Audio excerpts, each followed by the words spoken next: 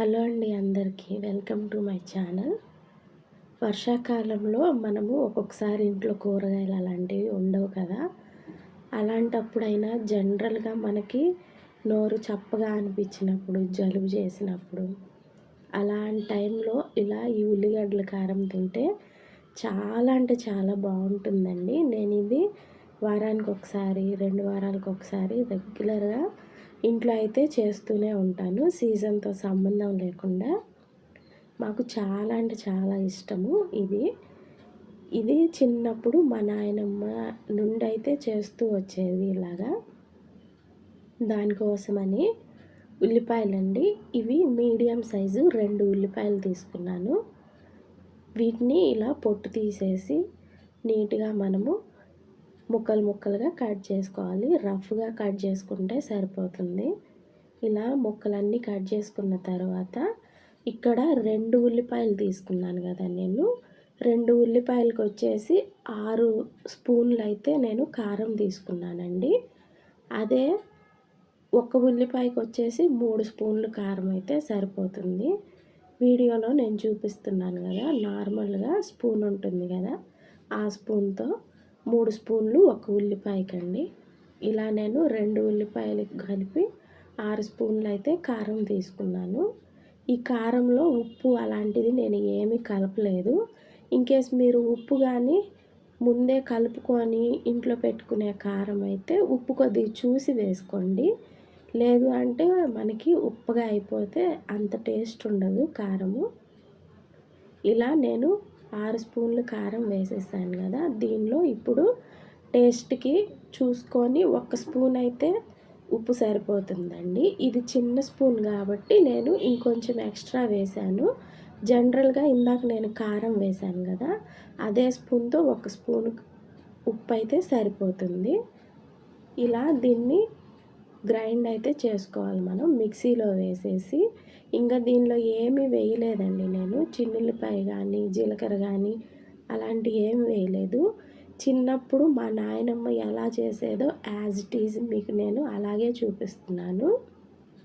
కొద్దిగా అక్కడక్కడ పలుకుండేలాగైతే మనము గ్రైండ్ చేసుకోవాలండి.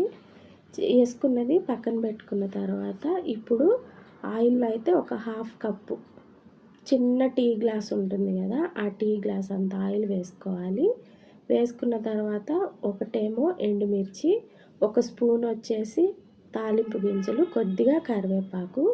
తాలింపు గింజలు అంటే మనకి మినప్పప్పు ఉంటుంది కదా, మినప్పప్పు, పచ్చిపప్పు, ఆవాలు అవన్నీ కలిపి 1 స్పూను. నేను ముందే అన్నీ రెడీ చేసి డబ్బాలో ఎత్తి పెట్టుకుంటాను కాబట్టి నేను ఇలా డైరెక్ట్‌గా వేసేసాను. ఇలా కొద్దిగా వేగాలండి.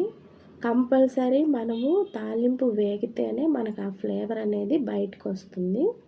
ఇలా వేగిన తాలింపులో మనము మిక్సీ చేసి పెట్టుకున్నాము కదా ఉల్లిపాయ పేస్టు, అదంతా కూడా వేసేసుకోవాలి. మనము వేసిన వెంటనే కలుపుకోవాలండి. లేదు అంటే మనకి అడుగు పట్టేసి మాడిపోతుంది. అందుకనేసి ఇలా చక్కగా ఒకసారి కలిపేసి నూనె మొత్తంలో కూడా మిగిలిందంతా మళ్ళీ మిక్సీ గిన్నె తుడిచేసి అయితే వేసేసాను. ఈ గిన్నె తుడిచేలోపు అడుగు మాడిపోతుందని చెప్పేసి ఫస్ట్ ఒక రౌండ్ కలిపేసిన తర్వాత మళ్ళీ ఇలా అయితే నేను కలుపుకుంటూ ఉన్నాను. ఇదంతా కూడా మనము దగ్గరుండి చేసుకోవాలండి. కంపల్సరీ మనము పొయ్యి అనేది సిమ్‌లోనే పెట్టాలి. ఎక్కడ హై ఫ్లేమ్ పెట్టకూడదు. ఎందుకు అంటే మనం వాడుతుంది స్టీల్ కళాయి, ఇంకా మనము తక్కువ క్వాంటిటీ చేసుకుంటున్నాం కదా, అందుకని చెప్పేసి ఊరికనే మాడిపోతుంది. అందుకని దగ్గరుండేసి 1 నిమిషానికి, 2 నిమిషాలకి కలుపుకుంటూ ఉండాలి. ఇలా ఒక 5 నిమిషాల్లో అయితే మంచిగా మగ్గిపోతుందండి. మగ్గిపోయిన తర్వాత ఇప్పుడు 2 గుడ్లు తీసుకున్నాను. 2 ఉల్లిపాయలైతే 2 గుడ్లు. ఈ గుడ్లు కూడా పగలగొట్టి వేసేసిన తర్వాత మొత్తం అయితే చక్కగా ఇలా కలిపేసుకోవాలి. కలిపేసుకొని ఇది స్లోగా కలపాలండి. ఎందుకంటే మనకి అక్కడక్కడ గుడ్డు పలుకులు తగులుతూ ఉంటేనే బాగుంటుంది. అందుకని చెప్పేసి కొద్దిగా దీనిలో ఆయిల్ ఎక్కువే పడుతుందండి. ఆయిల్ మనం తక్కువ వేసుకున్నాము అంటే ఈ ఉల్లిగడ్డల కారం అయితే నిలవ ఉండదు ఎక్కువ రోజులు. ఇది వచ్చేసి ఫ్రిడ్జ్‌లో పెట్టకపోయినా సరే కంపల్సరీ 3, 4 రోజులైతే నిలవ ఉంటుందండి. ఇలా ఆయిల్ మొత్తం మనకి సపరేట్ అవుతూ కొద్దిగా కలర్ అయితే డార్క్ షేడ్‌లోకి వస్తుంది. అప్పుడైతే మనకి బాగా కారం అయితే రెడీ అయిపోయినట్లే. దీన్ని ఫ్రిడ్జ్‌లో పెట్టవసరం లేదండి. మనం కానీ ఆయిల్ పర్ఫెక్ట్‌గా, ఉప్పు పర్ఫెక్ట్‌గా వేసుకుంటే 3, 4 రోజులు ఉంటుంది.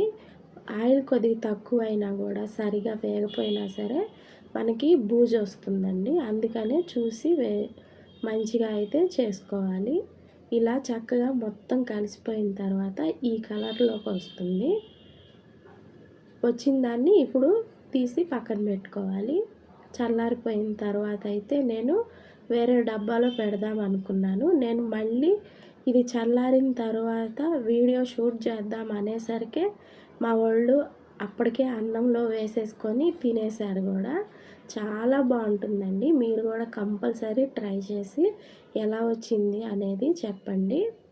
పెద్ద ఇంగ్రీడియెంట్స్ కూడా ఏం అవసరం లేదు. వేడి వేడి అన్నంలో వేసుకొని తింటే బాగుంటుంది. నేను రెగ్యులర్‌గా ఇంట్లో చేస్తూనే ఉంటాను. ఉట్టన్నంలోనే ఇంకా టేస్ట్ ఉంటుందండి.